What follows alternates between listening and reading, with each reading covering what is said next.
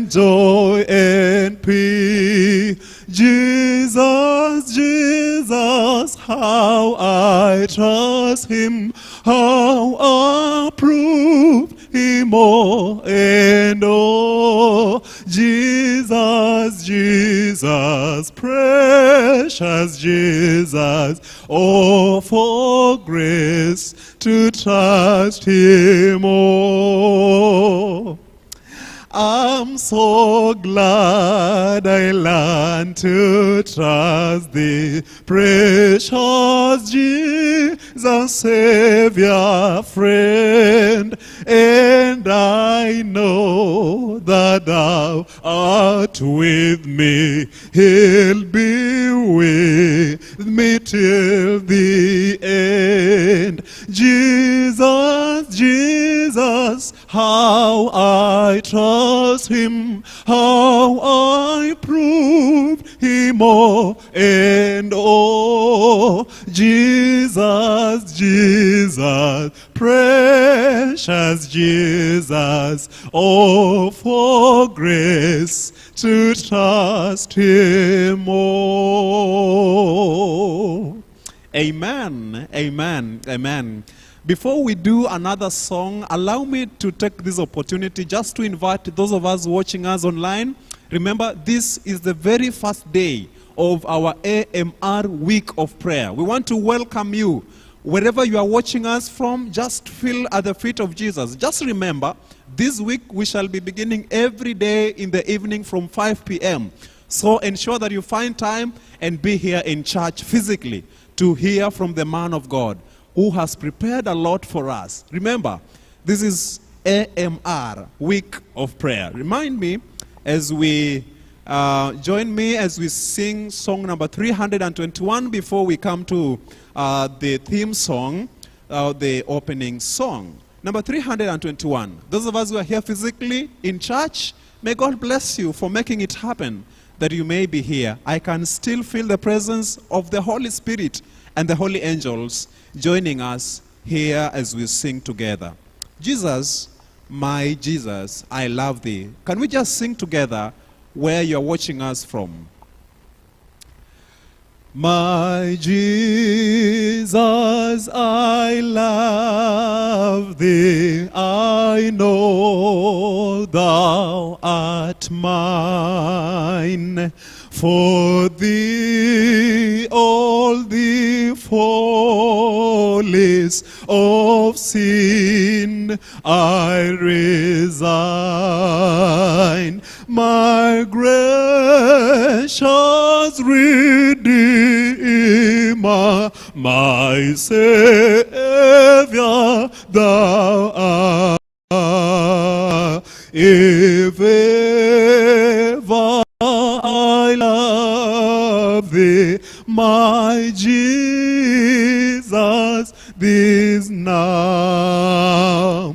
I love thee because thou hast first loved me and purchased my pardon down Calvary's tree. I love thee for wearing the thorns on the brow. If ever I love thee, my Jesus, 'tis now. In all the in life I will love till day and praise thee as long as thou lendest me breath, and say when the dead dew lies cold on my brow, if ever I love thee, my Jesus, 'tis now. In mansions of glory and endless delight, I'll ever adore thee in heaven so bright. I'll sing with a glittering crown on my brow. If ever I love thee, my Jesus, 'tis now. Amen. Number 100 is the song we want to begin with our program this evening. Those of us joining us online, just feel at the feet of Jesus as you worship us together with your family. And those of us who are here physically in church, may God bless you and may He really bless your families for making it happen that you be here physically. Great is thy faithfulness, O God my Father. There is no shadow of turning with thee. Thou changest not, thy compassions, they fail not. As thou hast been, thou forever wilt be. Great is thy faithfulness, great is thy faithfulness. Morning by morning, new mercies I see. All I have needed, thy hand has provided. Great is thy faithfulness, Lord, unto me. Summer and winter and springtime and harvest, sun, moon, and stars in their courses above, join with all nature in manifold witness to thy great faithfulness, mercy, and love. Great is thy faithfulness, great is thy faithfulness. Morning by morning, new mercies I see.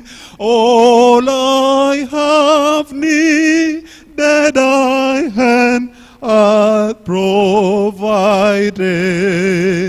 Great is thy faithfulness, Lord, unto me. Pardon for sin and peace that endureth, thine only presence to cheer and to guard, strength for today and strength home for tomorrow. Blessings on mine with 10,000s beside. Great is thy faithfulness, Great is thy faithfulness. Morning by morning, new mercies I see. All I have needed thy hand hath provided. Great is thy faithfulness, Lord, unto me. Amen. Amen. God bless you. Allow me now to take this opportunity to invite my brother Wafula, to take us to the next program. Those of us who are watching us online, remember this is day 1 of our AMR week of prayer. God bless you for those who have managed to join us, and those who are here physically in church. May God richly bless you so much. God bless you.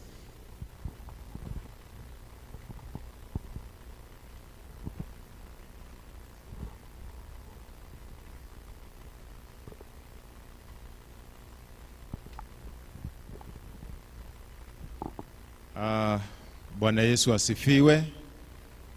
Tunamshukuru Mungu siku hii ya leo, siku ambayo tulioitarajia kwa muda sasa na imefika. Siku nzuri ya mafundisho ya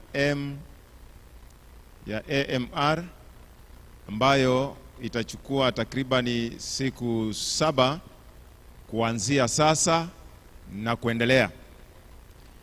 Kwa hiyo ningependa kuwakaribisha nyote ambao mnasikia uko kwa gari unaelekea nyumbani, uko nyumbani, uko mahala ambapo si nyumbani pia, lakini umetegea chaneli hii yetu ya Kizingo. Naamini ya kwamba tutaendelea kufahamishana, maana siku hizi elimu ni nyingi mno, na vile elimu inavyokuwa nyingi na ndivyo watu wa Mungu wanazidi kupata maarifa. Kwa hiyo ningependa kuwakaribisha mjisikie huru. Wale ambao mlikuwa na maswali mengi kuhusu AMR, kuhusu Muslim, nikifikiri wakati ni sasa.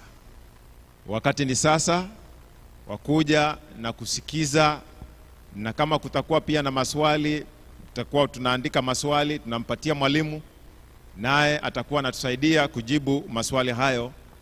Ni mwalimu ambaye amebombea katika elimu hii ya ndugu zetu wa Islam, na pia anazungumza lugha sahihi kabisa ya Kiarabu. Kwa hiyo kama una tatizo na lugha ya Kiarabu, basi tunakualika. Kama unahitaji kujua lugha ya Kiarabu takriban hizi siku 7 ambazo ziko mbele yetu, basi mwalimu hata kuacha bure. Utakwenda at least ujue kitu, hata kusalimu tu peke yake, assalamu alaikum, ujue hiyo tu peke yake, basi itakusaidia katika pwani hii. Maana unasafiri kwenda Lamu, kwenda Wajia, wapi na kule, ambapo unakutana na ndugu zetu Waislamu. Kwa hiyo ningependa kukaribisha masaa haya. Mgeni wetu si mwingine ni Josephat Kibor kutoka katika kanisa letu la Seventh Day Adventist Embu, na ametoka mbali sana na amefika hapa kwa ajili ya mafundisho haya. Kwa hiyo ningependa tafadhali, kuanzia kesho tutaanza saa 11:30 hadi saa 1 tutakuwa tunamalizia. Kwa hiyo ningependa kukaribisha, na sasa hivi atakuja hapa na kuendelea na somo. Lakini kabla hajafika hapa, mimi ninayezungumza nawe naitwa Andrew Wafula, kiongozi wa AMR katika kanisa hili la Kizingo. Kwa hiyo utakapokuwa unajiandaa kuja kesho, kuja leo na kusikiza kwenye redio, kwenye simu, kwenye televisheni yako na kwenye simu, basi uelewa kwamba mgeni wetu amekuwa hapa rasmi na ametoka katika kanisa la Embu Seventh Day Adventist Church. Tuombe ili tupate kumkaribisha.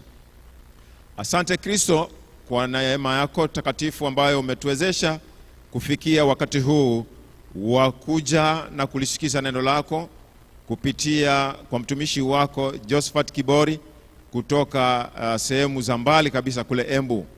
Yesu wetu ulimchagua kwamba awe mgeni katika siku hii, na siku hii imefika, basi mtumie kama chombo ili Baba tupate kuelewa ni nini hatima yetu baina ya ndugu zetu Waislamu na sisi pia.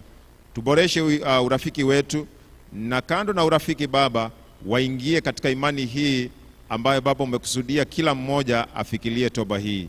Neema yako itoshe, mtumie, mpe nguvu ya kustahimili kusimama chukwani hapa hadi atakapomaliza, na yoyote atakao kuwa anasikia mafundisho haya Baba, mpe nafasi, yapate nafasi moyoni mwake. Neema yako ni nyingi mno, zidi kuwa pamoja nasi, na ni katika Kristo Yesu tuomba tukiamini. Amen, amen. Karibu sana mgeni wetu ili upate kuendelea.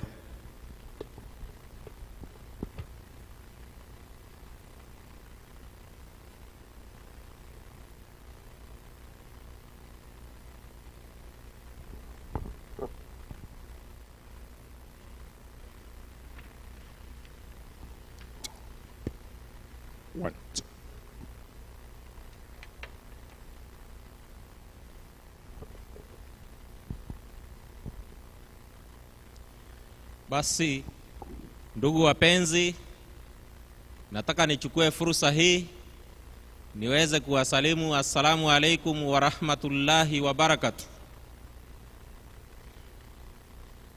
Nashukuru Mwenyezi Mungu kwa nafasi ambayo kwamba ametupatia siku ya leo, kwamba tuweze kuanza au tuweze kuwa na juma la kujifundisha jinsi na namna ya kuweza kuwafikia ndugu zetu Waislamu ambao wanamwamini Mtume Muhammad sallallahu alayhi wasallama na Mwenyezi Mungu subhanahu wa ta'ala, ili kwamba waweze kujua ni yapi ambayo tuko nayo sisi kama Wakristo, kwa sababu sisi kama Wakristo tunaamini ya kwamba Mwenyezi Mungu ametutuma katika ulimwengu wote. Hivyo ujumbe ambao mtaweza kupokea katika juma hili ni ujumbe ambao tunapaswa kuwafikishia ndugu zetu Waislamu, na katika juma nzima tutakuwa tunayazungumza masuala haya. Hivyo katika wiki hii nataka ya kwamba uweze kutenga wakati ili tuweze kuwa pamoja, kwa sababu tunaposoma katika maandiko tunaona ya kwamba Yesu anatuamurisha na anatupatia kazi kama Wakristo tuweze kuifanya. Na kwa sababu hiyo hata imekuwa ya kwamba sisi ndio ambao kwamba Waislamu wanatuiga katika kuweza kuhubiri ama kufanya kazi yao ya kueneza Uislamu. Na hilo ni jambo ambalo tunaweza tukalidhibitisha kutoka katika kitabu cha Qur'ani sura ya 61 aya ya 14. Kitabu cha Qur'ani sura ya 61 aya ya 14. Sisi ndio ambao tunawapa Waislamu namna na jinsi ya kuweza kuhubiri. Inasemaje? 61 aya yake ni ya 14. Inasemaje? Inasema, naam, enyi mlioamini. Anasema bismillahirrahmanirrahim, ya ayyuhalladhina amanu, enyi mlioamini, kuweni wasaidizi wa kutangaza dini ya Mwenyezi Mungu. Mtume Muhammad sallallahu alayhi wasallam anasema kuweni wasaidizi wangu, anaambia wafuasi wake, maswahaba zake Waislamu, kuweni wasaidizi wangu kuitangaza dini ya Mwenyezi Mungu Allah subhanahu wa ta'ala, kama alivyosema Isa bin Maryam. Anasema dini ya Uislamu itangazwe kama alivyosema Isa bin Maryam, kama alivyosema Yesu mwana wa Maryam. Kwa hivyo Yesu ndiye ambaye anampa Muhammad jinsi ya kuweza kutangaza dini ama kalma ya Mwenyezi Mungu, kuambia wafuasi wake kwamba Yesu haya. Aliambia wafuasi wake, wanafunzi wake ambao ni Wakristo, maneno haya. Ni nani wasaidizi kwa ajili ya kutangaza dini ya Mwenyezi Mungu? Anawauliza ni nani watakuwa wasaidizi wangu katika kuitangaza dini ya Mwenyezi Mungu. Yesu anaambia wanafunzi wake, anaambia wafuasi wake ambao ni Wakristo kwamba anaitangaza dini ama njia ya Mwenyezi Mungu. Nani watakuwa wasaidizi wake? Wafuasi wake wakasema, wafuasi wa Yesu Kristo ambao ndio sisi na wale waliotutangulia wakasema, wakala, sisi ni wasaidizi wa kutangaza dini ya Mwenyezi Mungu. Sisi ni wasaidizi kuitangaza dini ya Mwenyezi Mungu. Basi taifa moja la wana wa Israeli liliamini, taifa moja la wana wa Israeli likaamini, na taifa jingine likakufuru, na wengine wakakufuru. Basi tukawatia nguvu wale walioamini juu ya maadui zao, na wakawa wenye kushinda. Qur'ani inasema wale walioamini tukawafanya nini? Tukawatia nguvu wale walioamini, tukawapa uwezo wale walioamini, ili wapate kueneza na kuitangaza dini ya Mwenyezi Mungu. Na ndio sababu somo letu la siku ya leo ni somo ambalo linazungumzia juu ya kuweza kutiwa nguvu, alafu kisha na kutangaza dini ya Mwenyezi Mungu ama njia ya Mwenyezi Mungu kama jinsi ambavyo Yesu Kristo amefundisha. Maana yeye kama mwalimu ndiye ambaye Mtume Muhammad sallallahu alayhi wasallama anasema Waislamu watangaza Uislamu kama alivyofundisha Nabii Isa. Kwa hivyo ukifundisha dini ya Mwenyezi Mungu kwa mujibu wa Mtume Muhammad kinyume na alivyofundisha Nabii Isa, wewe ushapotea. Maana yeye ndiye kielelezo. Anasema jitieni nira yangu, jifunzeni kwangu. Mtume mwenyewe anasema itangazwe kama alivyosema Nabii Isa. Na wale ambao waliamini anasema tukawapa nguvu. Nguvu gani? Uwezo wa Roho Mtakatifu kuweza kuitangaza. Kwa hivyo somo letu la siku ya leo kichwa chake kinasema fadhhabu watalamidhu jami'ul umam, enendeni mkayafanye mataifa yote kuwa wanafunzi wangu. Sasa kama Qur'ani imesema Uislamu utangazwe kama alivyosema Nabii Isa, basi somo letu la kwanza ni kumwangalia Nabii Isa ama Yesu Kristo alisema Ukristo utangazwe namna gani. Kwa hivyo somo letu linatuelekeza ni jinsi gani ambavyo Yesu Kristo alisema Ukristo uweze kutangazwa katika mataifa yote. Na ndio kichwa cha somo letu kinasema fadhhabu watalamidhu jami'al umam, enendeni mkayafanye mataifa yote kuwa wanafunzi wangu. Hiyo ndio amri ambayo aliitoa Yesu. Kwa hivyo ya ikhwani wa akhawati fil imani, ndugu zangu na dada zangu katika imani, bismil abi wal ibnillahi war ruhil qudus, kwa jina la Baba na Mwana na Roho Mtakatifu. Ni'matullahi wa rahmatur rabbi Yeshua al-Masih lakum, naomba ya kwamba neema ya Mwenyezi Mungu na ushirika wa Bwana wetu Yesu Kristo na Roho Mtakatifu viwe pamoja nanyi. Wasalamu ni minallahi wa abina wa sayyidina al-Masih lakum, kwamba amani ya Mwenyezi Mungu na kutoka kwa Bwana wetu Yesu Kristo viwe pamoja nanyi mnapoifanya kazi hii ambayo Mwenyezi Mungu ameweka juu yetu. Anasema kwamba leo tunataka sasa tuangalie ni kwa nini tuweze kuitangaza njia ya Mwenyezi Mungu kama alivyosema Yesu Kristo. Maana kusudi la AMR katika kanisa letu la Kiadventista ni kuweza kuwafikia ndugu zetu Waislamu kwa Injili, kuweza kuwafikia ndugu zetu na habari njema za Injili, kwa sababu tunaona ya kwamba Yesu yeye ndiye ambaye ametumwa na Mwenyezi Mungu, na alipokuja hapa duniani tunaona alikuja na ujumbe ambao amewaletea watu wote. Hebu tuweze kuyadhibitisha hayo katika kitabu cha Danieli sura ya 7 aya ya 14. Danieli 7:14. 7:14 Danieli. Ndio. Neno la Mungu linasema nasemaje? Nimefika mwalimu. 7:14. Ndio.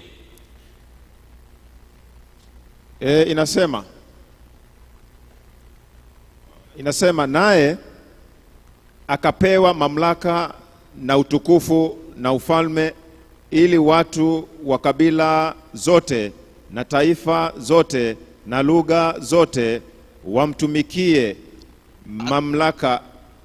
Mamlaka yake na mamlaka milele ambayo hayatapita kamwe, na ufalme wake ni ufalme usioweza kuangamizwa. Asante.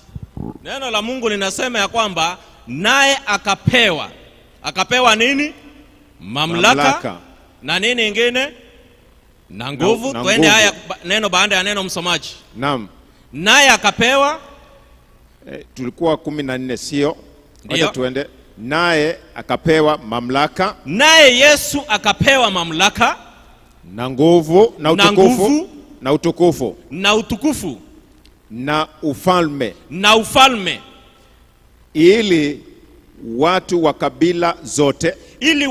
kabila zote, wawe Wahindi, wawe Waarabu, wawe wa Somali, wawe wa China, wawe wazungu, wawe wa Afrika, watu wa kabila zote za duniani na taifa zote, taifa la Kenya, la Tanzania, la Sudani, la Ethiopia, mataifa yote ya Kiarabu, mataifa yote ya wazungu, wafanye nini? Na lugha zote ambazo kwamba zinazungumzwa katika ulimwengu, wamtumikie Yesu Kristo. Bwana Yesu asifiwe. Amen. Kwamba tunaona watu wa kabila zote, lugha zote, jamaa zote wapate kumtumikia. Kwa hivyo huyu ndiye ambaye Mwenyezi Mungu amemtuma katika ulimwengu. Hebu tumsikize kama anasema hivyo. Kitabu cha Mathayo 28 aya ya 18. Tudhibitishe maneno hayo kama ni kweli. Mathayo 28:18. Twende neno baada ya neno. Inasema 18. Ndio. Biblia ya Mungu inasema maneno yafuatayo. Ndio. 18 anasema. Ndio. Yesu akaja kwao. Fatakaddama Yasua, akasema nao. Wakallamahum, akawaambia. Kahila, nimepewa mamlaka yote. Anasema ndufia ilayya kullu sultanin, mbinguni na duniani, fi samahi wa alal ardhi. 19. Ndio. Basi enendeni mkawafanye mataifa yote kuwa wanafunzi wangu. Fadhhabu watalamidhu jami'al umami, mkiwapatiza kwa jina la Baba, wa amanduhum bismil abi, na Mwana, wal ibni, na Roho, waruhil kundus, Mtakatifu. Ndio. Na kuwafundisha kuyashika yote. Anasema wa'allimuhum ayyafadhu jami'a ma ausaitukum, niliyowaamuru ninyi. Ndio. Natazama, ndio, mimi ni pamoja nanyi siku zote hata ukamilifu wa dari. Anasema wa ana mahakum kulla ayamin illa inkidhahi dahr, kwamba anasema ya kwamba nimepewa mamlaka yote mbinguni na duniani. Pale Danieli ametuonyesha alipewa mamlaka na uweza na utukufu, ili kwamba watu wa kabila zote na lugha zote na jamaa zote na mataifa yote wapate kumtumikia. Kwa hivyo yule ambaye Mwenyezi Mungu amemtuma katika ulimwengu, ili kwamba kabila zote na lugha zote na jamaa zote wapate kumtumikia, si mwingine ila Yesu Kristo peke yake. Ndio sababu tukienda katika kitabu ambacho tunakijua sana, kitabu cha Yohana sura ya 3 aya ya 16 inasema, kwa maana jinsi hii, anasema liannahu hakadha, Mungu aliupenda ulimwengu, ahabba Allahu alama, hata akamtoa mwanawe wa pekee, hata badala ibnahu alwahida, ili kila mwaminie likai la yahlika, asipotee, likai la yahlika kullu mayuminu bihi, bali awe na uzima wa milele, bali takunu lahu ayatul abadiyya. Aya 17. Aya 17. Ndio. Nimefanya kukariri mwalimu. Inasema liannahu lam yursilullahu ibnuhu ila alhalama liyandina alhalama, bali liyakhlusa bihi alhalama alladhi yu'minu bihi lam yundan walladhina la yu'minu bihi kadina liannahu lam yu'minu bismi ibnillahi alwahida. Kwa maana Mungu hakumtuma mwanawe ulimwenguni ili auhukumu ulimwengu, bali ulimwengu uokolewe katika yeye. Yeye aliyemwamini yeye anao uzima, naye asiyemwamini yeye hana uzima, kwa maana amekataa kumwamini nani? Yeye ambaye ni mwana wa Mungu wa pekee. Amen. Bwana Yesu asifiwe. Amen. Kwa hivyo andiko liko wazi. Tunaambiwa lihannahu, kwa sababu hii Mungu aliupenda ulimwengu hata akamtoa mwanawe pekee. Kwa hivyo tunaona ya kwamba Mungu aliupenda ulimwengu, na katika ulimwengu sote tunaishi. Waislamu wanaishi wapi, msomaji? Ulimwenguni. Waarabu wanaishi wapi? Ulimwenguni. Na Wasomali wanaishi wapi? Ulimwenguni. Na Wajaluo wako wapi? Ulimwenguni. Wahindi wako wapi? Ulimwenguni. Anasema liannahu hakadha, kwa maana jinsi hii ahaba Allahu alhalama, Mwenyezi Mungu aliupenda ulimwengu hata badala ibnahi alwahida, hata akamtoa mwanawe pekee, ili kila amwaminie likai la yahalika, kila amwaminie asipotee, bali hawe na uzima wa milele. Amen. Kwa hivyo uzima wa milele ni wa Wakristo peke yake? Wote. Kila amwaminie. Ndio sababu tunataka kupeleka habari hizi njema kwa kila mtu atakayezisikia na kuamini. Andiko linasema ataweza kuokolewa. Lakini sasa tunaposoma katika kitabu cha Warumi sura ya 10 na aya ya 13, kuna jambo tunajifunza. Nasema Warumi 10. 10:13. 10:13 Warumi. Inasema maneno yafuatayo. 10:13 inasema, kwa kuwa kila hata samahani. Inasema lianna kulla man yandu bismi rabbi yakhlusa, kwa maana kila atakayeliitia jina la Bwana ataokolewa. Fakaifa yadihuna biman lam yu'minu bihi, watamuitaje yeye ambaye wasiyemwamini? Wakaifa yu'minuna bihi, wakaifa yu'minuna biman lam yasmahu bihi, na watawezaje kumwamini yeye ambaye hawajamsikia? Wakaifa yasmahuna, na wataweza kusikiaje bila karizin, bila muhubiri? Wakaifa yakruzuna, na watawezaje kuhubiri illa yursalu karizina, wasipotumwa wahubiri? Kama huwa maktubun, kama ilivyoandikwa, ma anjimala akdamal mubashirina bisalami limubashirina bil khaira, kama ilivyoandikwa, ni vyema miguu ya wale ambao kwamba wanapeleka nini, msomaji? Injili, habari njema za Injili. Andiko linauliza na kusema kila atakayeliitia jina la Bwana atafanya nini? Ataokoka. Ataokoka. Sasa ndugu zetu Waislamu wataokokaje wasipoliita jina la Bwana? Na kuuliza ndugu Mkristo, wataokokaje? Maana wokovu unatokana na kila atakayeliita jina la nani? La Bwana, ataokoka. Sasa swali likaulizwa, watamuitaje yeye wasiye musikia? Watamuitaje yeye wasiye muamini? Na watamuaminije pasipo kumsikia? Kwa maana imani chanzo chake ni kufanya nini? Ni kusikia. Ni kusikia.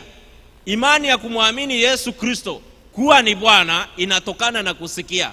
Kwa hivyo sharti waweze kusikia, na watasikia kutoka kwa nani? Watasikia kutoka kwa nani? Kwa Yesu Kristo. Watasikia kutoka kwa Yesu Kristo. Yesu Kristo naye anasema nimewatuma ninyi. Wakiwasikiliza ninyi wamenisikia. Wasipowasikiliza ninyi, sio ninyi wamekataa, bali ni mimi waliyefanya nini? Walionikataa. Waliyenikataa mimi ambaye nimewatuma.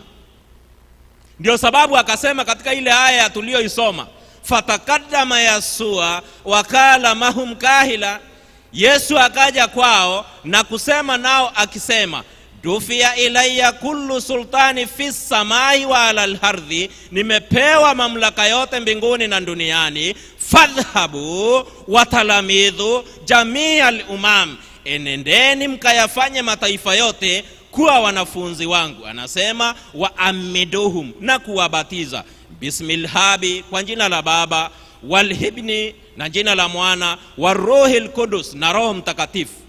Wa alimuhum, na kuwafundisha, ayafadh, kuyashika, jamia ma ausaitukum, yale yote ambayo kwamba nimewafundisha ninyi. Haleluya, Amen. Kwa hivyo hapa tunaona Yesu anasema bas enendeni, therefore go and make disciples of all nations, mfanye mataifa yote kuwa wanafunzi wangu.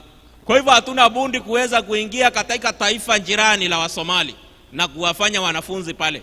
Hatuna bundi kuingia katika taifa jirani la Southern Sudan na kutengeneza wanafunzi wa Yesu pale.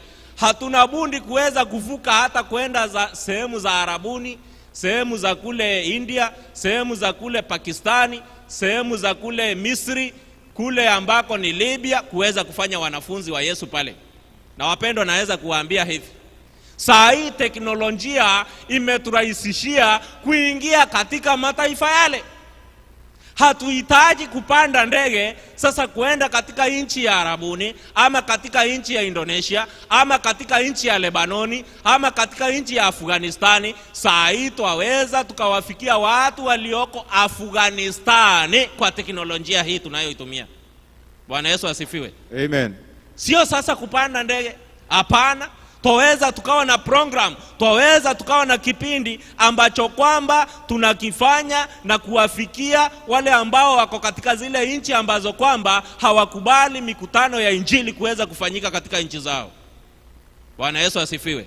Amen. Anasema fadhhabu wa talamidh jamii al-umam, enendeni kwa njia hii ya teknolojia. Teknolojia hii haijafungiwa, haihitaji passport kuweza kuingia katika nchi ya Somalia. Bwana Yesu asifiwe. Amen. The only thing we need now is the language. Na tunapopata lugha, basi teknolojia inaturahisishia kazi, na tunakuwa na mijadala ambayo sasa ni ya kimataifa, ambayo sasa tunaweza kuwafikia ndugu zetu katika nyumba zao, katika biashara zao, katika makazi yao, katika starehe zao, na tukawafikishia kalimatullahi kutoka kwa Mwenyezi Mungu Allah Subhanahu wa Ta'ala. Bwana Yesu asifiwe. Amina. Kwa hivyo ndio sababu neno la Mungu linasema katika Marko sura ya 7 na aya ya 10, Marko 1 aya ya 17. Kitabu cha Marko 1 aya ya 17 inasemaje? Marko 1:17. Ndiyo. Biblia Mwenyezi Mungu inasema, Yesu akawaambia, inasema fakala lahum Yasua, njoni munifuate. Anasema taala ilayya, njoni munifuate.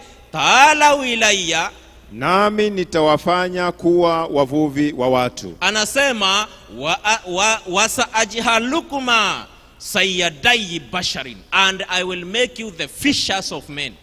Bwana Yesu asifiwe. Amen. Hapa tunaona ya kwamba Yesu alipokuwa akitembea katika bahari, wacha tuisome kisa kizima katika Mathayo. Mathayo anaeleza kisa hiki vizuri. Mathayo sura ya 4 aya ya 18. 4:18. Mathayo atuelekeza vizuri.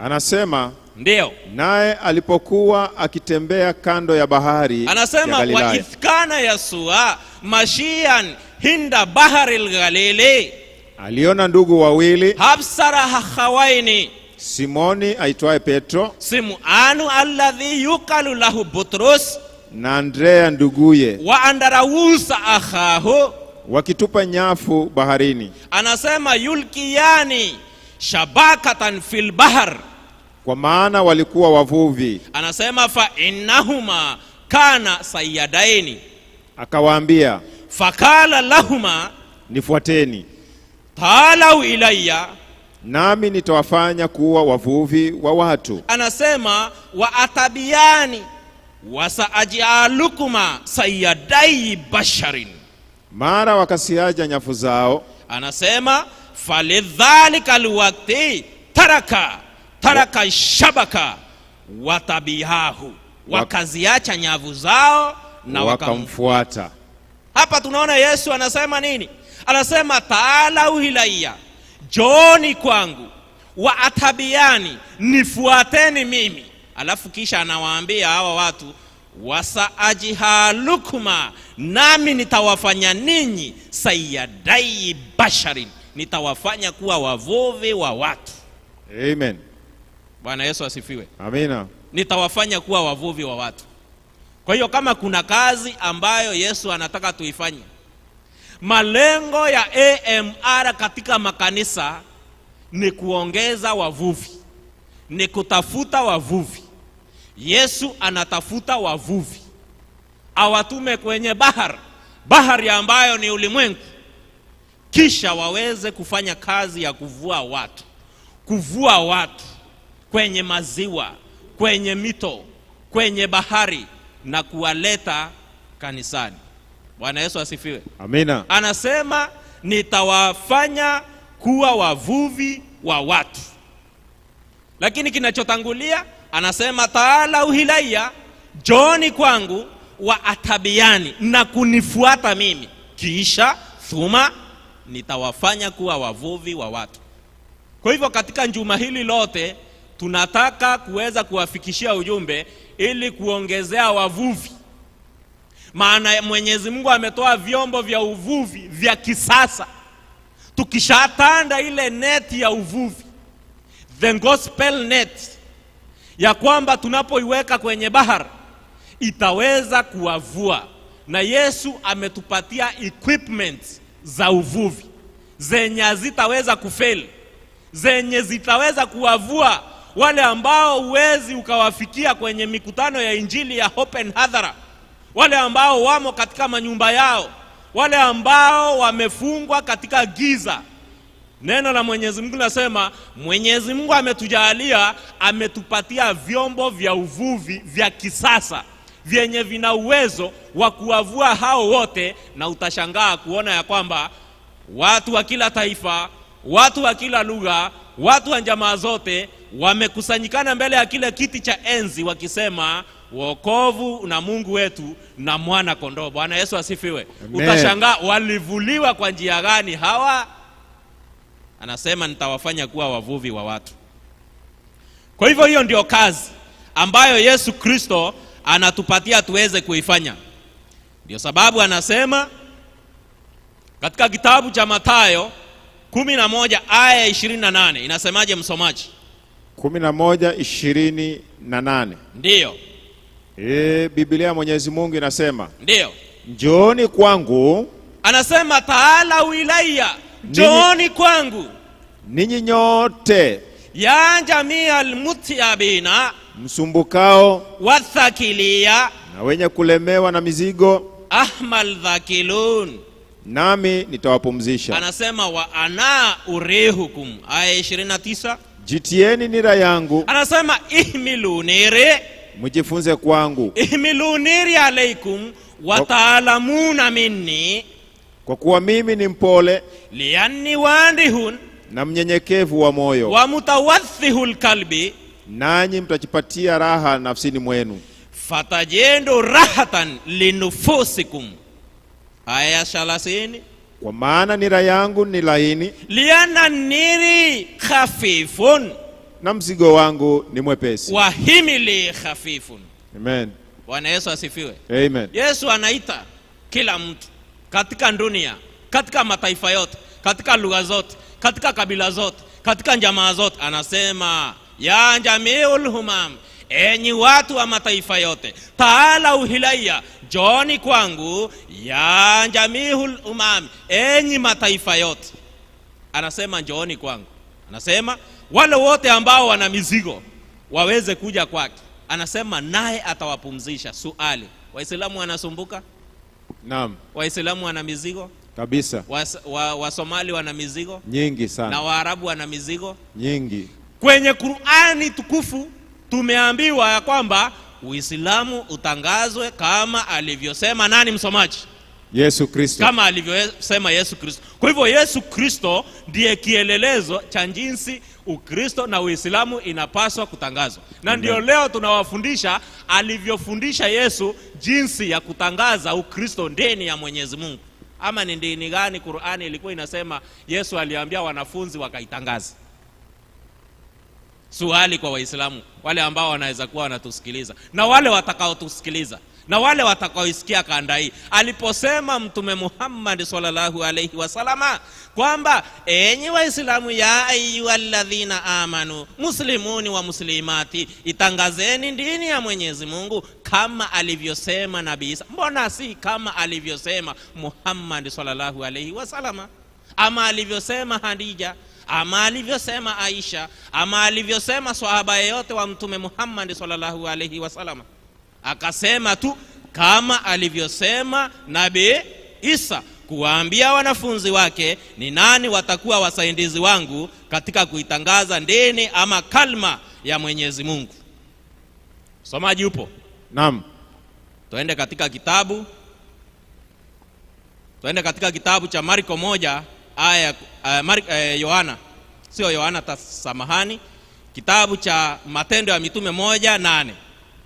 Matendo ya Mitume 1:8 inasema mambo yafuatayo. 1:8 inasema, lakini mtapokea nguvu, anasema lakinnakum satanaluna quwatan, ikisha kwa ajili ya juu yenu mata halla Ruhul Qudus alaykum, Roho Mtakatifu, naye nanyi mtakuwa mashahidi wangu. Anasema watakununa li shuhudan katika Yerusalemu, fil Urusalima, na katika Uyahudi wote, wa fi kulli Yahudiya, Samaria, wa Samaria, na hata mwisho wa nchi, wa ila aksal ardh. Anasema nanyi mtapokea nguvu. Na pale kwenye Qur'ani imesema ya kwamba wale walioamini na kusema watamsaidia Isa kuhubiri dini ya Mwenyezi Mungu, Qur'ani inasema tukawapa nguvu. Amen. Bwana Yesu asifiwe. Amen. Qur'ani imesema, ama rundia msomaji wasikie, rundia ile aya. Naam, inasema. Ndio. Hiyo ni 61 aya 14. Ndio. Enyi mlioamini, ya ayyuhalladhina amanu, kuweni wasaidizi wa kutangaza dini ya Mwenyezi Mungu. Kuweni wasaidizi wa kutangaza dini ya Mwenyezi Mungu. Na nitawaambia wanasaidia haje kuitangaza dini ya Mwenyezi Mungu. Wasaidizi wanaisaidiaje dini ya Mwenyezi Mungu? Naam. Ndio. Kama alivyosema Isa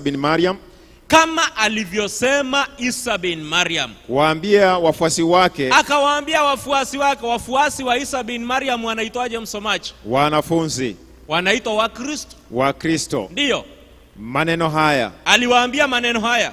Ni nani wasaidizi wa kutangaza kwa ajili ya kutangaza dini ya Mwenyezi Mungu? Ndio pale alipita kwenye bahari akakuta wavuvi, Simeoni na Andrea ndugu yake, akawaita wamsaidie kuitangaza dini ya Mwenyezi Mungu.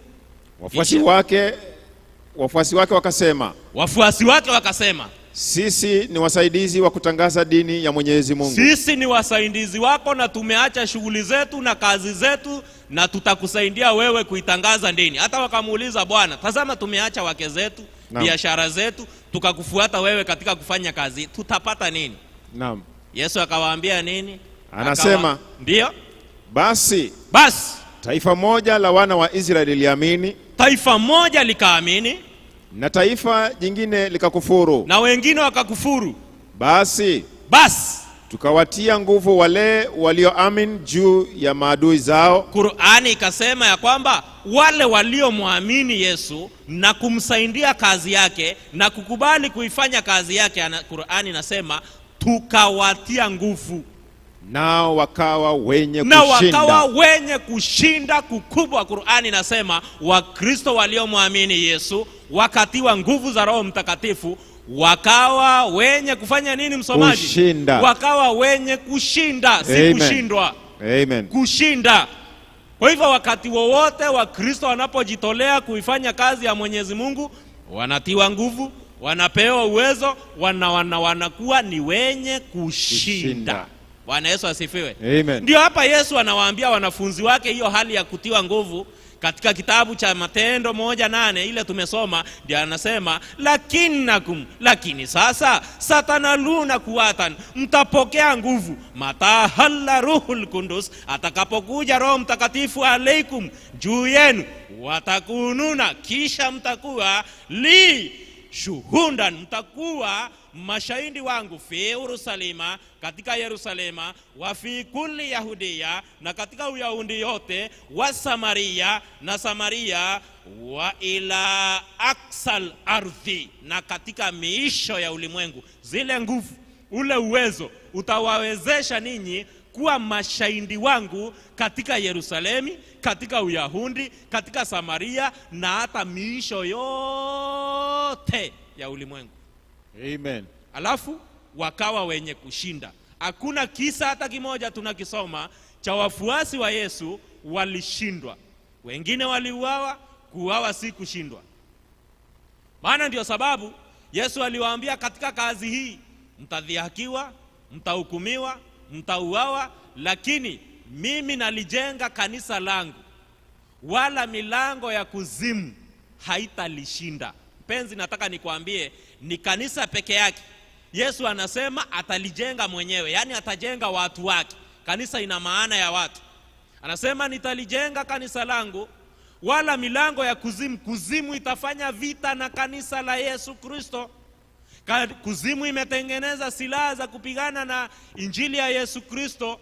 Kuzimu imetengeneza mafundisho kinyume na mafundisho ya Yesu alayhisalam. Kuzimu imeleta mitume ambao wanakuja kupingamana na kalima aliyosema Yesu alayhisalam. Kuzimu itajaribu kushindana na kalima ya Yesu na neno la Yesu, lakini Yesu alisema katika Mathayo 16, wala milango ya kuzimu hata ikifunguka kulimeza kanisa haitalishinda. Haleluya. Amen. Amen. Ndio sababu anasema atawatia nguvu na watakuwa ni wenye kufanya nini? Kushinda. Wenye kushinda. Ndio sababu anasema hivi sasa katika kitabu cha Marko 16 aya ya 15. Marko 16:15. Nasema 16:15 Marko. Ndio. 15 anasema, ndio, akawaambia, wakala lahum, enendeni ulimwenguni mote, ithab ila alhalami kullaha, enendeni katika ulimwengu wote, mkahubiri injili kwa kila kiumbe. Anasema wakrizum bil injil lil khalikati kullaha, aminie na kupatizwa. Anasema man amana wa atamanda ataokoka, khalasa, ataokolewa. asiye amini wa man lam yuminu atahukumiwa, kadina, atahukumiwa. Akawaambia basi enendeni katika ulimwengu mkahubiri injili kwa kila kiumbe.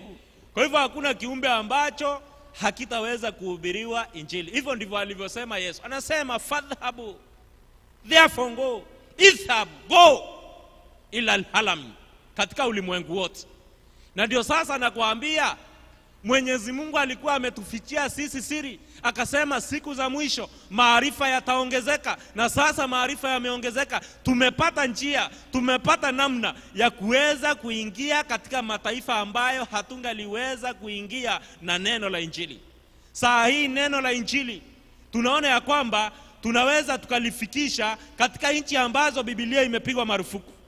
Ndio sababu anasema hivi msomaji, 17:18 Yohana 17:18 Yohana.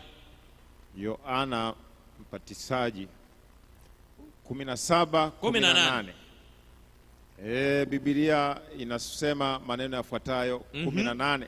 Kala kitabu mukandas, neno la Mungu linasemaje? Anasema na kama vile ulivyonituma mimi ulimwenguni. Kama arsaltani ila alhalami, kama ulivyonituma mimi katika ulimwengu, nami hivyo hivyo ana arsaltuhum, na mimi vivyo hivyo na watuma ninyi ila alhalami, katika ulimwengu. Katika ulimwengu. Kitabu cha Mathayo 10:16. 10:16 Mathayo. Ndio. Anayarundia maneno hayo anasemaje? Anasema maneno yafuatayo 10:16. Ndio. Anasema angalieni mimi na watuma kama kondoo kati ya mbwa mwitu. Anasema ana ursilkum kaghanami fi wasati dhihabi, angalieni mimi na watuma ninyi kama kondoo kati ya umbwa mwitu. Basi iweni na busara kama Basi nyoka. anasema fakunu hukamaha kahayati, Na kuwa watu wapole kama ua. wabusataha kal amami, na kuwa wapole kama hua. Nasema na watuma kama vile ulivyonituma katika ulimwengu, nami nimewatuma hawa katika ulimwengu. Basi na watuma nyinyi katika ulimwengu kama kondoo kati ya umbwa mwitu. Kuweni tu na busara, msipungukiwe na busara, msipungukiwe na hekima, msiwe maskini wa hekima. Tunachokihitaji, material tunayohitaji, chombo tunachohitaji tunapowaendea watu, anasema muwe na busara, muwe na hekima, muwe na busara kama nyoka, na muwe wapole kama nini? Kama njiwa. Kwa sababu gani? Kwa sababu hili neno la injili linapofika, hii gospel net inapotandikwa katika bahari ya ulimwengu, tunaona ya kwamba itaweza kuvua watu wote. Kwa sababu maneno haya Yohana alipoyaona, aliyaona hivi. Yohana alipoyaona maneno haya katika Ufunuo, aliyaona namna hii. Kitabu cha Ufunuo 14 aya ya 6. Tusikie vile ambavyo aliyaona Yohana. 14:6 anasema, nasema kisha nikaona malaika mwingine, anasema thumma rahaitu malakan akhara, akiruka katikati ya mbingu, tairan fi wasati samahi, mwenye injili ya milele, mahahu bisharatun habadina, awahubiri hao wakao juu ya nchi, liyubashira sakinina ala alhardhi, kila taifa wa kulla humatin, na kabila wa kabila, na lugha wa lisanin, na jamaa, wa shahabin, akisema kahilan kwa sauti kuu, bisautin adhim, mcheni Mungu na kumtukuza, khafu Allah wa hatuhu majidan, kwa maana saa ya hukumu yake lihannahu kajahat sahat dainunatuhu. Anasema msijudieni yeye, wasjudu lahu, aliyesifanya mbingu na nchi, lisanihi samahi wal ardhi, na chemchemi za wal maji, bahari, wayanabihi almiyahi, na chemchemi za maji. Naam. Kwa hivyo tunaona ya kwamba Yohana anasema, kisha nikaona malaika mwingine akiruka katikati ya mbingu, mwenye injili ya milele. Injili ilionekana ikiruka katikati ya mbingu, msomaji. Naam. Ilionekana ikiruka katikati ya mbingu, msikilizaji, mahali popote ulipo. Injili hii ndiyo ambayo imefanya Mwenyezi Mungu ametoa teknolojia akawapatia wanadamu kama ufunuo, kwamba ili injili iweze kupeperuka katika anga. Saa hii tunavyoongea, maneno haya tunayoyazungumza yako katika anga, yanapita katikati ya mbingu. Watu wanapokea wakiwa kwenye magari, wengine wanayapata wakiwa kwenye manyumba zao, wengine wanayapata wakiwa katika maeneo ya mbali kabisa, wengine Sudani, wengine wako Marekani, wengine wako Ulaya. Anasema kisha nikaona malaika akiruka katikati ya mbingu, mwenye injili ya milele, awahubiri hao wote wakao juu ya nchi, wote wanaokaa juu ya nchi, wawe Wahindi, wawe wa China, wawe Waarabu, wawe wazungu, wawe wa Somalia, wote wakao juu ya nchi. Kalmatullahi fil kitabul mukandas inasema ya kwamba wote wakahubiriwa injili hiyo hiyo, maana ilikuwa inaruka katika anga zao. Kisha nikaona malaika akiruka katikati ya mbingu akiwa na injili ya milele. Injili ikawa inatembea katika anga zote za mataifa yote, hata yale mataifa ambayo yamepiga Biblia marufuku, injili iko katika anga yao. Wanaipokea vile tunazungumza hivi, wanaipokea. Ndio sababu Danieli alisema, na katika siku za mwisho maarifa yataongezeka. Basi hata wakipiga marufuku, hata wasipopeana passport, hata wasipopeana visa za kuingia katika zile nchi, basi Mwenyezi Mungu amefungua njia kwa namna ya teknolojia, waweza ukazungumza na mtu ambaye ako katika nyumba yake na akapokea maneno haya ya injili. Bwana Yesu asifiwe. Amen. Kwa hivyo ndio tunaona ya kwamba anasema watu wa kabila zote na jamaa zote wakahubiriwa neno hilo la injili. 10:16 kitabu cha Yohana. 10:16. 10:16 kitabu cha Yohana inasemaje? Inasema maneno yafuatayo 10:16. Anasema Ndiyo. Na kondoo wengine ninao. Yesu anasema, kala Yesu al-Masih, anasema Yesu Kristo, wale khirafun ukharu, na kondoo wengine ninao ambao si wa zizi hili. Laisat min hadhihi al-adhirat, na hao nao imenipasa kuwaleta. Anasema yanbagh an atiya bitilka haidhan, na sauti yangu wataisikia. Fatasmahu sauti, kisha kutakuweko na kundi moja. Watakunu rahiyatun wahida, na mchungaji mmoja. Warahini wahida. Hivyo ndivyo Yesu anasema. Amen. Kala Yesu al-Masihi, anasema Yesu Kristo, na kondoo wengine ninao ambao si wa zizi hili. Anasema na hao nao imenipasa kuweza kuwaleta. Na sasa ndiye anakutuma wewe unayenisikiliza. Anasema ya kwamba nakutuma, kuna kondoo zangu wengine wako kule Sierra Leone, wengine wako kule Arabuni, wengine wako kule India, wengine wako Somalia. Anasema wataisikia sauti yangu. Kwa hivyo sauti hii inapopeperuka katika anga, sauti hii inaporuka katika anga la mbingu, anasema kondoo zangu wakiisikia sauti yangu watakuja. Bwana Yesu asifiwe. Amen. Anasema wataisikia sauti yangu. Ndio sababu akasema hivi katika Isaia 60 aya ya kwanza. Isaya 60 aya ya kwanza inasema maneno yafuatayo. Ndiyo. Inasema, ondoka uangaze. Anasema 10 staniri, kwa kuwa nuru yako imekuja. Anasema lianna kajahati nuruki, na utukufu wa Bwana umekusukia. Anasema wa majidi rabi hashraka alaiki. Wachia hapo. Asante. Anasema 10 staniri, ondoka uangaze. Kwa maana gani? Anasema lianna hukajahat nuruki, kwa maana tazama nuru imekuja kwako na utukufu wa Bwana umekuzukia wewe. Anasema ondoka uangaze. Kwa hivyo ndivyo Yesu alisema, ondoka uangaze. Kama vile Qur'ani imesema, Uislamu hubiriwe kama alivyosema Yesu. Yesu alisema nini? Ukiangalia Mathayo 5:14, tuone kama maneno hayo ni sawa. Anasema ondoka uangaze. Mathayo 5:14 anasemaje? Mathayo 5:14 anasema maneno yafuatayo. Ndiyo, kala Yesu al-Masihi fil kitabu al-muqaddasi, ninyi ni nuru ya ulimwengu. Anasema antum nurul alam, nyinyi dinyi nuru ya ulimwengu. Yesu anawaambia wafuasi wake, anawaambia wanafunzi wake, anawaambia wale ambao wanamfuata, antum nyinyi nurul alam, ninyi ndio nuru ya ulimwengu. Naam. Alafu mji hauwezi kustirika. Anasema la yumkin an tukfa, ukiwa juu ya mlima. Madinatun mawdhu'atun ala aljabal, anasema mji uliojengeka kwenye mlima hauwezi kustirika. Kwa hivyo Ukristo ni mji wa Kristo, ni mji uliojengwa juu ya mlima, na uwezi ukaufunika, uwezi ukauficha. Kwa maana ni mji ambao unaangazia mataifa yaweze kuwa na nuru. Ndio sababu alisema pia katika Yohana 8:12, Yohana 8:12, Yohana 8:12, ndio anasemaje Yesu?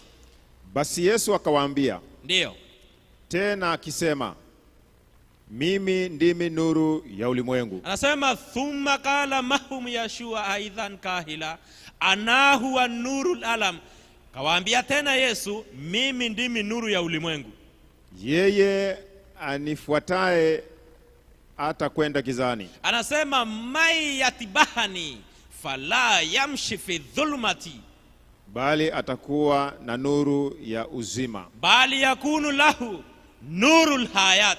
13 13 inasema, basi Mafarisayo wakamwambia, fakala farisiyuna, wewe unajishuhudia mwenyewe, anta tashhadu linafsika shahadatuka laisat haqa, ushuhuda wako si kweli. Yes, sasa Wayahudi wakaanza kumwambia, wewe unajishuhudia mwenyewe na ushuhuda wako si nini? Si kweli. Wakamwambia ushuhuda wako si kweli. Anasema Yesu, mimi ndimi nuru ya ulimwengu. yeyote anifuataye mimi, hawe Mwarabu, awe Muhindi, awe Mborana, awe Mkikuyu, ama Mgiriama, ama wakabila gani, taifa lolote limwaminie liko na taa ya uzima na hawatakwenda gizani kamwe. Naam. Some vitabu viwili vya mwisho. Yohana 14 aya ya kwanza tuteremke nayo. 14:1 Tuteremke na yote. anasema, Ndio. msifadhaika mioyoni mwenu. Ndio sababu Yesu anasema la tattarib kulubukum, enyi ndugu zangu Waislamu, enyi ndugu zangu wa Kristo, enyi ndugu zangu hata wale wasiomwamini Mwenyezi Mungu, anasema la tattarib kulubukum, Mwamini mimi na Mungu. Anasema antum tu'minuna billahi fahaminu bi, ikiwa mnamwamini Mwenyezi Mungu na kuniamini mimi. Anasema nyumbani mwa Baba yangu mna makao mengi. Anasema fi baitil abi manazilu kadhira, Kama sivyo ningaliwaambia. Anasema wa illa fa inni kuntu kande kultu lakum makana, maana naenda kuandalia mahali. Anasema ana hamdhi liuhinda lakum makanan, Basi mimi nikienda na kuandalia mahali, Anasema imma dhaitu wa adaltu lakum makana, nitakuja tena niwakaribishe kwangu, atiya haidhan wa akhudhukum ilayya, ili nilipo mimi nanyi muwepo. hatta haidhu akunu hana takununa antum aidan. Aya 4. Nami niendako mwajua njia. Anasema wataalamuna haidhu ana hadhhab, nanyi mnajua niendako mimi. Wataalamuna twarika, na pia mnaifahamu njia. Aya 5 inasema kala lahu Thomas, akasema Tomaso, ya Saidi, ewe Bwana, lasna nalam aina tadhhabu, atujui unakoenda wewe, fa kaifa nakdiru an narifa twarika, nasi tutawezaje kuijua njia?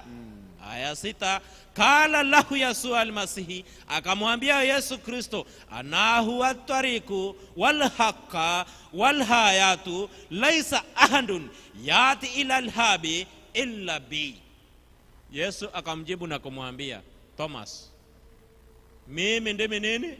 Njia, kweli na uzima. Amen. Mtu yeyote wa kabila lolote, wa taifa lolote, wa dini yeyote haji kwa Baba yangu isipokuwa kwa mimi, kwangu mimi. Ndugu zetu kila siku, hata saa hii baada ya muadhini, wanatafuta njia ya kumkaribia Mungu.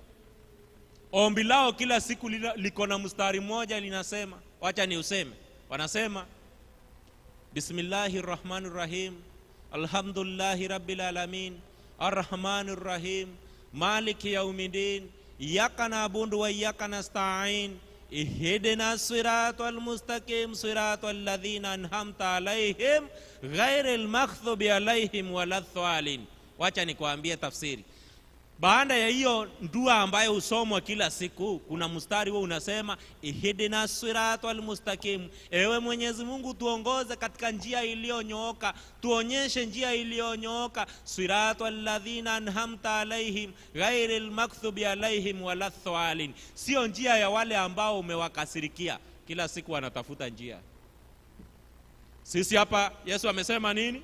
Kala lahum Yasua, Yesu akawaambia, ana mimi ndimi njia, ana huwa tariq wal haq wal hayat, mimi ndimi njia ya kweli na uzima, mtu haji kwa Baba yangu ila kwa njia yangu. Ndio sababu anasema hivi katika aya yetu ya mwisho, katika aya yetu ya mwisho. Sikiza sasa vile Yesu anasema katika aya yetu ya mwisho, Mathayo 7:13.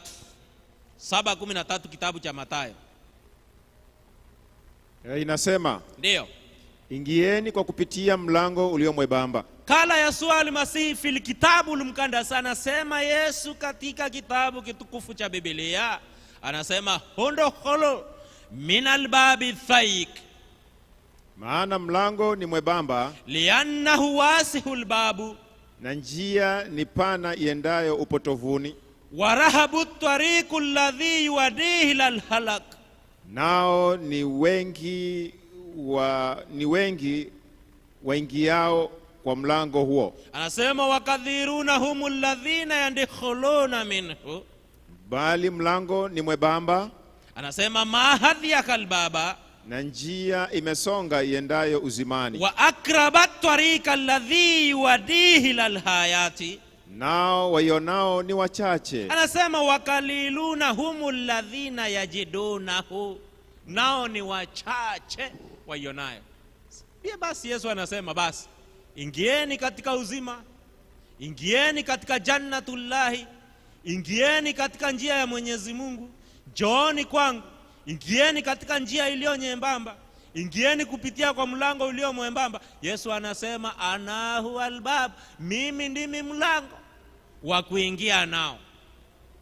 Anasema ingieni katika mlango ulio mwembamba, maana njia ni pana na mlango ni mpana uendao upotevuni. Kwa hivyo katika kupotea, ukitaka kupotea, njia za kupotea ni pana, ni nyingi, lakini njia ya uzima kala Yesua almasihi, anasema Yesu Kristo, ni nyembamba, na anasema ingieni kwa kupitia njia hiyo.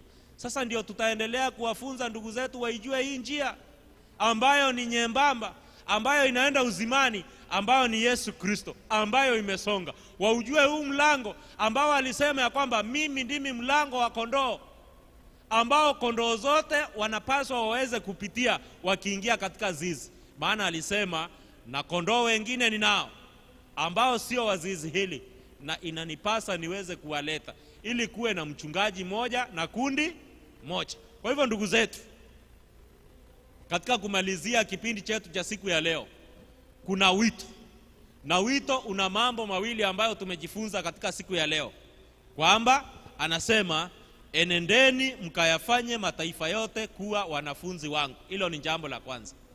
Yesu amesema enendeni. Kwa hivyo ni kufikiria jinsi ya kuenda katika hayo mataifa, na tutoe fikra zetu mahali tulikuwa tumeziweka kwamba kuenenda ni kuenda kuweka mikutano ya injili kwenye barabara peke yake.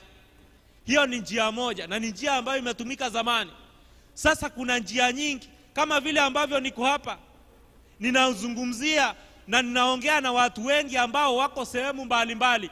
Vivyo hivyo anaposema Yesu enendeni, sasa tufikirie ni jinsi gani tunaweza kuingia katika hayo mataifa, maana kwa njia ya teknolojia ambayo hiko, basi tunaweza kuingia katika ile miji. Kwenye hiyo miji mikuu tunaweza kufika.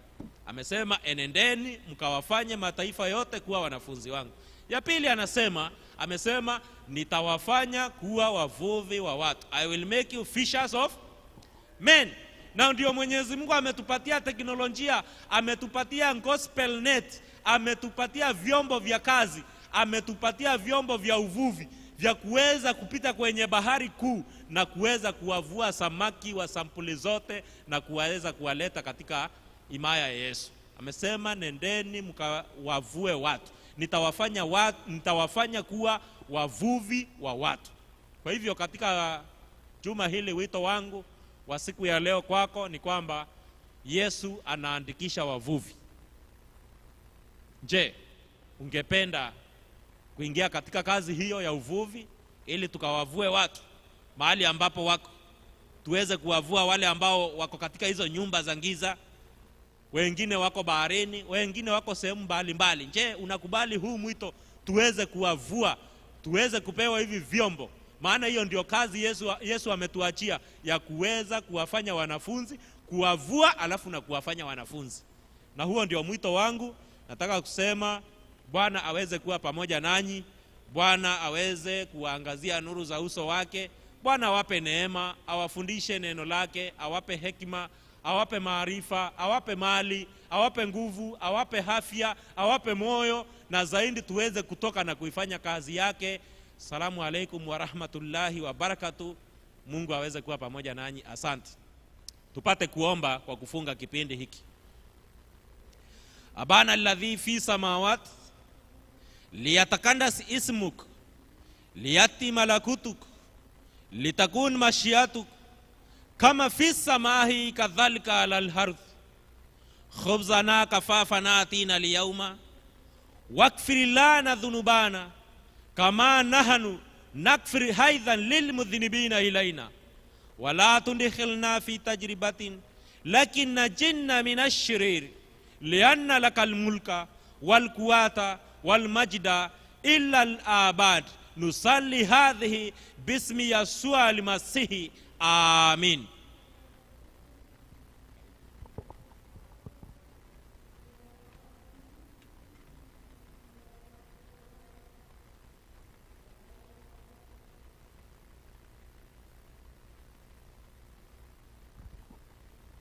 Basi tunashukuru kwa mwalimu katika siku hii ya leo kwa fundisho ile nzuri ambalo anatupa nguvu kwamba twende tukawahubiri walio nje, maana wasiokuwa wasisi hili, na anatumia wavuvi, watu ambao ni watu wa chini sana, wanaodharauliwa, lakini katika udharau wao wanatuletea mchuzi kutoka baharini, nasi tunapata furaha, lakini wanadharauliwa sana. Mtu mvuvi hata ukimwangalia vile anavyovaa, vile anavyokaa, ni mtu hivi hivi tu, lakini Yesu anataka wao kwamba badala ya kuvua tu samaki kila siku, watu wa kila mchuzi, nao pia wabadilishe wawe wavuvi wa watu. Ni neno la kutia moyo. Sasa wewe mahali ulipo, nakushukuru sana kwa wale ambao mmekuwa mkitufuatilizia. Na uzuri wa Mwenyezi Mungu ni kuwa haendi na watu. Mungu sio wa demokrasia kusema ati kwamba wengi wape, hapana. Mungu akipata mtu mmoja, wawili, anasema wakiwa watatu mimi nipo pamoja nao. Kwa hiyo katika wingi wa watu, katika uchache wa watu, wanapozungumza neno lake, Mungu yu pamoja nao. Kwa hiyo tunashukuru Mungu amekuwa pamoja nasi siku hii ya leo, na Waswahili wanasema ndo mkoko wanaalika maua. Kwa hiyo ningependa kesho pia, Mungu akikujalia, saa 11:30 tutakuwa hapa, na kipindi kitaanza saa 11:30 kamili, itakuwa tunaendelea. Kwa hiyo tegea, naendelea kusikiza. Kama kuna swali pia unaweza kutuuliza maswali, maana umesikia Kiarabu hapa kikianguka. Kwa hiyo unaweza uliza alikuwa anaomba nini, labda huko unaelewa, pia anaweza kukuweka sawa. Kwa hiyo kwa hayo, Mungu awabariki sana. Na wewe ambao labda haujisikii vizuri na ungelipenda kufika lakini ulikuwa hujisikii vizuri, tutakuweka kwa maombi. Na wale ambao mmekuwa tu wavivu hamkuweza kufika, pia tutawaombea mpate nguvu ya kufika. Na vile vile wale ambao bado mko katika hali si nzuri ya kiuchumi, pia tutazidi kuwaombea katika juma hili nzima, maana Mungu anasema ombeni lolote katika jina langu nanyi mtapewa, na ombeni bila kukoma. Ndio maana tunakuwa na week of prayer kila mara na maombi kila wakati, kwa sababu tumeambiwa tuombe pasina kukoma. Kwa hiyo wale ambao tuko hapa tutasimama juu ili tupate ombi la mwisho tutakapokuwa tunaondoka. Tunaomba.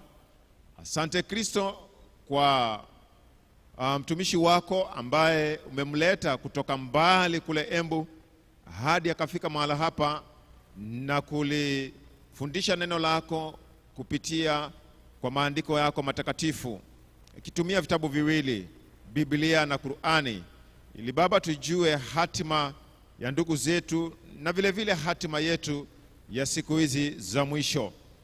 Baba, tunamkabidhi mtumishi huyu mkononi mwako, popote anapolala na chochote anachokula, ili Baba apate nguvu na ustahimilivu wa pekee, ili asidi kutufundisha mafundisho haya mazuri ambayo umemwandaa kwa ajili yetu. Kuna mshiriki hapa ambaye angelipenda kufika lakini ajisikii vizuri, Baba tunamkabidhi mkononi mwako. Mbariki na umtakase na magonjwa yake, ili apone kwa haraka. Atakapokuwa amepona, Baba atalitukuza jina lako atakapofika katika jumba hili liitwalo kwa jina lako. Na kuna mwingine Baba si mgonjwa, lakini kwa ajili tu ya mwili wa uchofu hakuweza kufika. Yesu wetu pia tunamuombea apate nguvu, ili kesho pia ikiwezekana tupate kujumuika pamoja. Na kuna mwingine hali yake ya uchumi, angelifika hapa lakini hali ya uchumi haingeweza kumruhusu, hana fedha ya kufika hapa. Baba wetu, tunaomba kwamba pia umjalie utakapokuwa ukiwabariki wengine na fedha, na yeye pia usimpite, ili Baba apate fedha ya kumfikisha kanisani hapa, ili Baba tuzidi kulitukuza jina lako. Asante Kristo kwa wote ambao wamezidi kulisikiza neno lako. Asante Kristo kwa wote ambao unakwenda kuwabariki.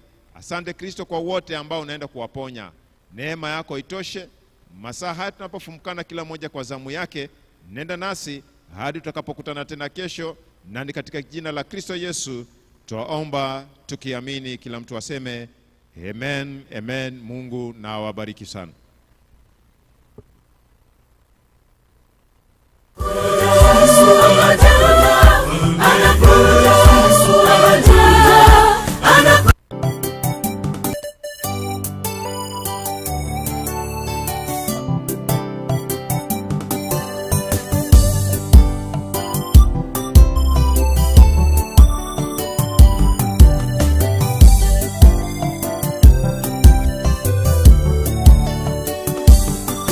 Kama vijana wa Kizingo tunawaletea habari iliyo safi, habari ya matumaini kwamba Bwana Yesu arejea. Habari iliyo safi, habari ya matumaini kwamba Bwana Yesu arejea.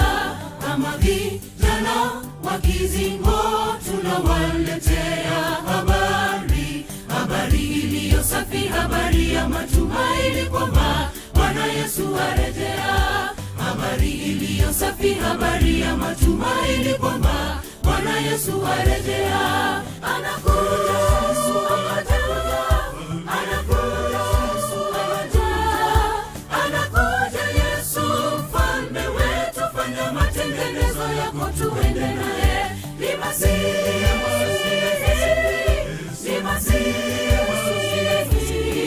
ni Masihi Yesu mfalme wetu, fanya matengenezo yako tuende naye. Anakuja Yesu,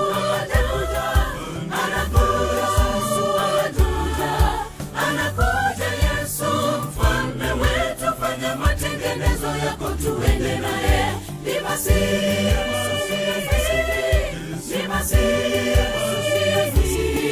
ni Masihi Yesu mfalme wetu, fanya matengenezo yako tuende naye.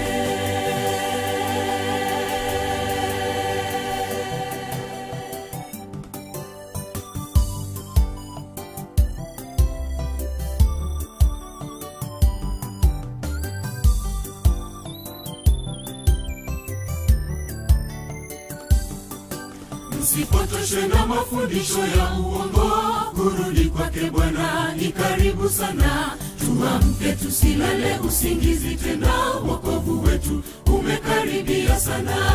Tuamke tusilale usingizi tena, wokovu wetu umekaribia sana. Msipotoshwe na mafundisho ya uongo, kurudi kwake Bwana ni karibu sana. Tuamke tusilale usingizi tena, wokovu wetu umekaribia sana. Tuamke tusilale usingizi tena, wokovu wetu umekaribia sana. Anakuja Yesu,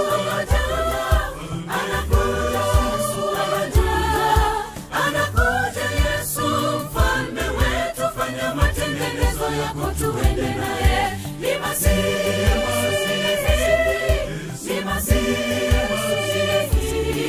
ni Masihi Yesu mfalme wetu, fanya matengenezo yako tuende naye. Anakuja Yesu, anakuja Yesu,